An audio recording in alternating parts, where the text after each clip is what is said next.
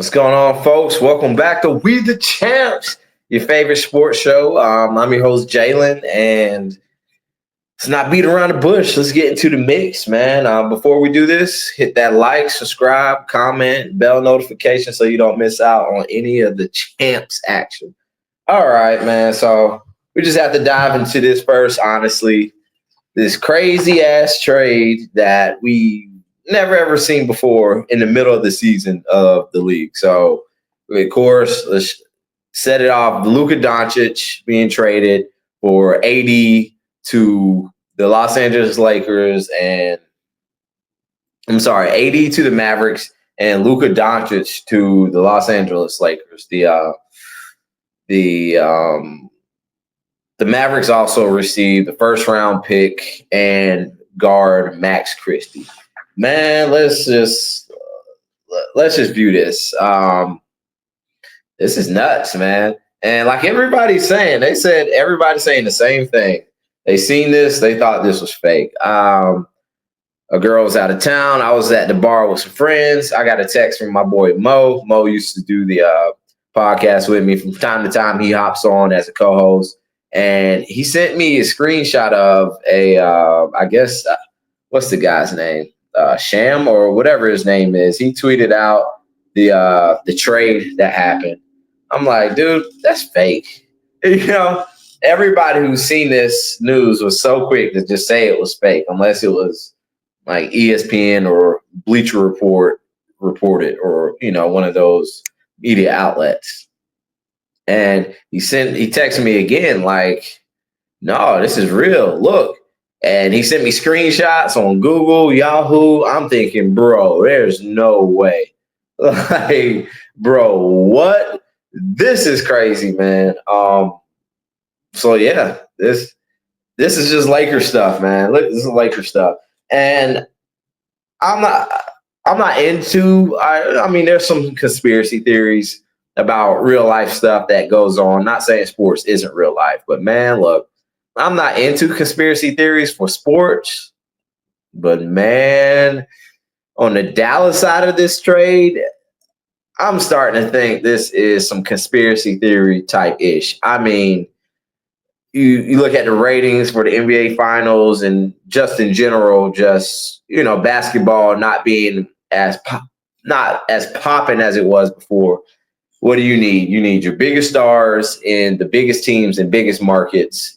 I mean, we had AD and LeBron, but in LA, but they're not winning. They're not winning like, the Lakers do or LeBron has in the past. So you get a top 5, all perennial, all-star, all-pro player to put on the Lakers, 25 years old, and bam, there you go. So let's get into this a little bit.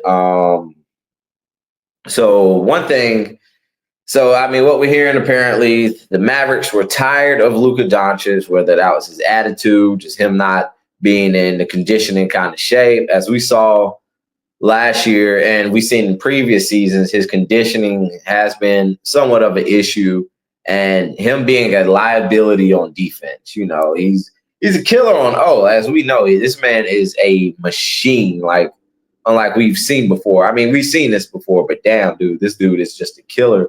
However, on the defensive side of the ball, he becomes a liability. And, I mean, just looking at Luka, I don't want to call nobody fat, but he's a bit doughier at the guard position than a lot of guys. I mean, he's a big guy. Pretty tall, pretty big dude. But, I mean, he should have shouldn't he have a little bit more of a LeBron physique? I mean, if LeBron's 40 and is chopped up like that, Luka could, relatively be close to that, but that's not the case as of right now. But apparently that was the issue, and who else knows what the hell was going on for this trade to happen? I mean, let's just look at it, man.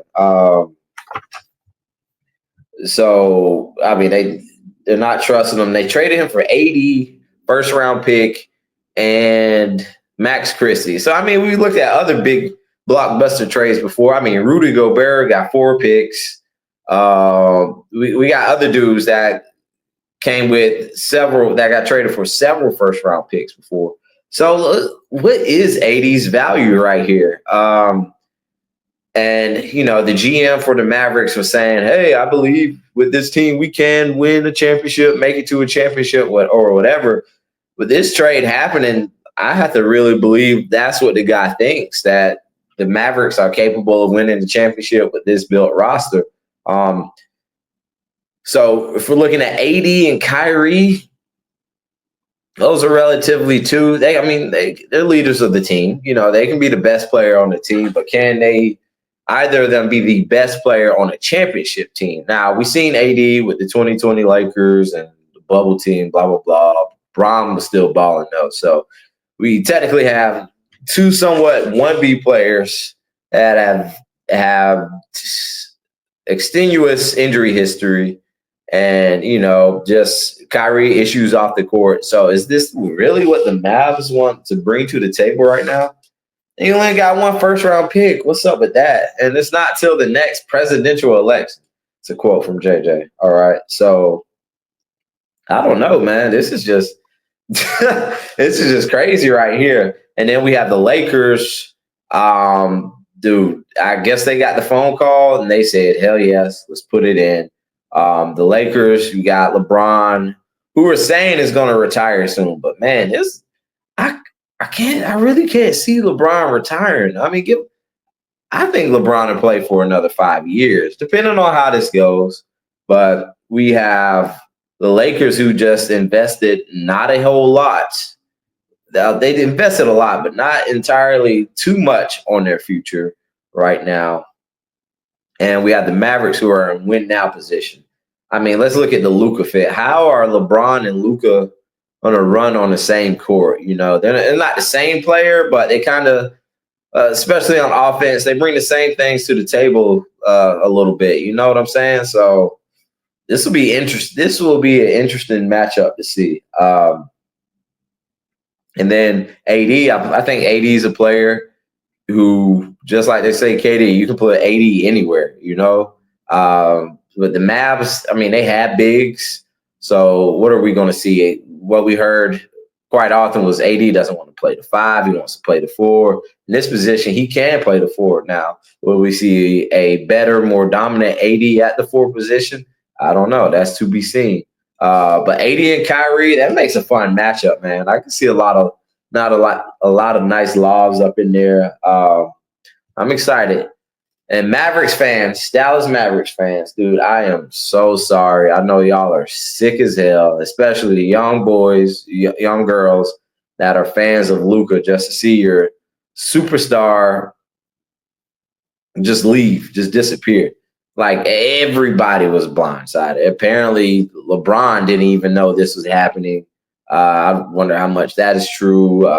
Clutch Sports didn't know this. Rich Paul and those guys. This is just bananas, bro. This is just the most random thing to ever happen in the NBA in the middle of the season. All right. Yeah.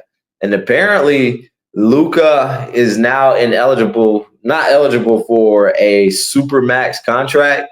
So he's eligible for a 5-year extension worth up to $229 million.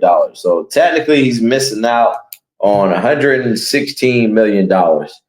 Man, this just tells you business is cutthroat. The Mavs are like, this, we don't believe in this guy. We don't trust in this. We tried it.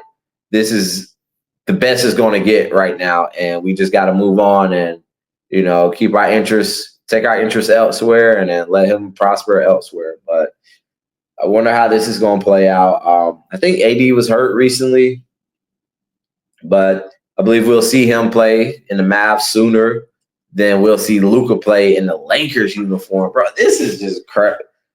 Dude, I can't wait to see this. This is so exciting. I want to see more of what LeBron has to say about this for sure. I just want to see what the hell that's going to look like, bro. LeBron and Luka on the court. LeBron hasn't been as ball dominant, but you look at LeBron's numbers. LeBron's still putting them up. I think he was 8th in the league in scoring or something like that. But this is very interesting, man. I think this is going back to the conspiracy talk, I think this is something the NBA needed to spice the season up just a little bit. Even if these two teams aren't true contenders by the end of the season, this is something they just needed to just stir up the pot. 'Cause I'm hearing guys talk about this at the gym that don't even really follow basketball that hard. Like, what the hell? All right. But anyways, you guys comment. Tell me what you think about this. If you want to see me speak about this situation in another way, okay. LeBron is 18th at 24 points a game. Yeah, this is just nuts, and this is so crazy that it's overshadowing another trade, big dynamic trade that happened, another 3-team deal between the Kings, Bulls, and Sacramento. So last week, I think we heard talks about De'Aaron Fox being traded, and voila, it happened. And the hottest team that was in that, being rumored to be in that deal, were the San Antonio Spurs. So the Spurs in this three-team deal got De'Aaron Fox, Jordan McLaughlin. The Kings got Zach LaVine, City, Sissoko. They got 3 first-round picks, 3 second-round picks, and 1 pick returned to them. The Bulls got a 2025 pick returned to them, Zach Collins, Trey Jones, and Kevin Huerter. So we all know Victor Wembanyama, the French phenom, 7'5" guy that can dribble, shoot, freaking averages 4 blocks a game, just sending people shit to the stands. This was a big move here for the San Antonio Spurs to get a co-star along with your superstar who has the potential to be a generational talent and the best player in the league. I just wonder, was this a bit early? No, I don't think this was this. Is there a little bit of desperation in this trade? I don't know, man. De'Aaron Fox, I like his play style. Like him at Kentucky, explosive player. Good in the pick and roll. He's get to that mid range, that pick and pop. His 3-point shooting has been down a little bit this year, but that 3-point stroke, it comes and it goes. He can find that. And then I like the matchup with Victor Wembanyama. Wembanyama is that rim protector, dude. He's just, even if he's not sending your stuff to the stands, that's a tough guy to get the ball over. He changes the angle of your shot. Like he's just right here, and it challenges your shot. So with that being said, De'Aaron Fox isn't more so a stay with you kind of defender. I mean, he can be, but his strengths are more so getting the ball, going to the other side of the court, getting the turnover, getting the steal, more so making gambles. And, Wemby being that deflector, that shot alternator, that shot changer, that shot selection changer, that coincides very well with De'Aaron Fox's play style. I can't wait to see this pick and roll, man. This is going to be nuts. But, yeah, so you got De'Aaron Fox. He's he's a younger veteran. I think he's 27, 28. So a guy like that should have so much more left in the tank. I mean, 5, 6 top flight years. And if he's like anything like the guys KD and LeBron and Curry, then this guy should be solid as hell until he's about 35. And has Wemby even scratched the surface? We're going to see. My bad, guys. I didn't put the ticker on. We're going to see. So that's something I'm very, very excited to look into. And then you look at the Kings. The Kings, I like this move for the Kings. So you look at them year before last. They came out of nowhere. It was like, oh, snap, the Kings are a good team. Where the hell did they come from? It was something they were building. Malik Monk, Fox, Sabonis, Keegan Murray, Kevin Huerter. They were shooting the ball really well, pushing the ball in transition. Didn't have the best defense, but I think they had a good transition defense. Last year, they took a step back, and this year is like, man. So it's like, I don't know. kind of like not quite like the Mavs. Because, like I said, we just don't know what was going on with the Mavs. Did they, we can say they kicked this early, but did they really kick it early? Because they're going to know a whole lot more about Luka, have intel on him than the rest of us analysts and fans do. So, I mean, this could just seem like a smart move for the Kings. Just all right. We want to make it to a championship. We definitely want to win a championship. However, we want to be a team that makes it to the championship. So let's go ahead and move Fox, get some assets, go ahead and get some players, and let's make it shake. Let's not fully rebuild, but let's reload. And with all the picks they acquired and the player in Zach LaVine, that's exactly what I'm seeing. And this is looking like the same thing with the Chicago Bulls. How the hell does DeRozan and Zach LaVine end up on the same team? So that's pretty cool. But, they had Nikola Vucevic in Chicago, but you're getting a better player in Domantas Sabonis here. So the Kings are definitely going to stay relevant, not quite the reset button. Like I said, this is just a refresh button. They're just refreshing the page. They got a lot of first round picks, quite a few second round picks to come about. And we're going to see, man. The Bulls, dude, when are the Bulls going to be good again? So we're looking at the Bulls. The Bulls had relevancy in their picture, but a lot of injuries happened.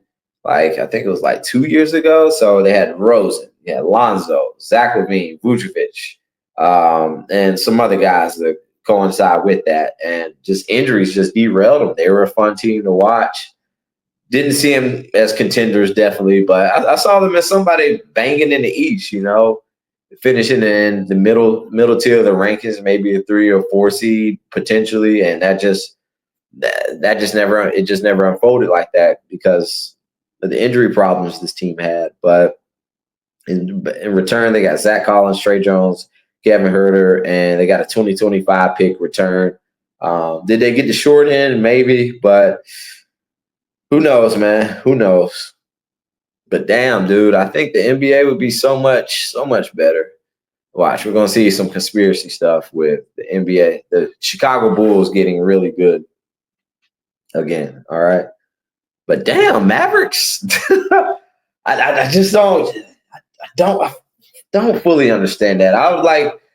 I'm definitely going to come back when we have more details about this. It's still just such a mega head scratcher. But hey, man, we're gonna see. We're gonna see. All right. Let's just talk the Super Bowl real quick. Damn, I didn't click on these. Whatever. So let's talk the Super Bowl real quick. Not much to say. We have the rematch with the Kansas City Chiefs, Philadelphia Eagles, right here. What I got in my notes. So Kansas City, they have a lot of haters, wanting them to lose. No team has won 3 straight Super Bowls ever, which I'm surprised.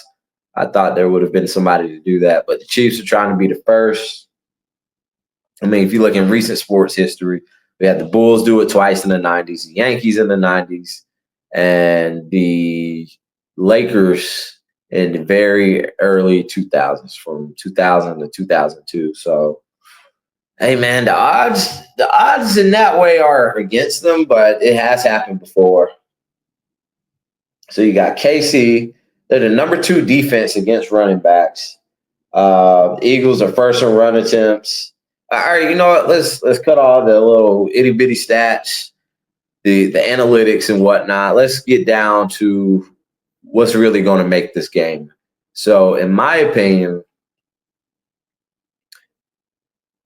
I don't think the Eagles can win a close game if the Chiefs get the ball at the end, unless the Eagles are ahead. If it's a tie game, I believe the Chiefs will go down, kick a field goal, or ice it with a touchdown, and we see the same results. Because it's the same thing every time. The Chiefs are marching down the field and killing the clock. They score.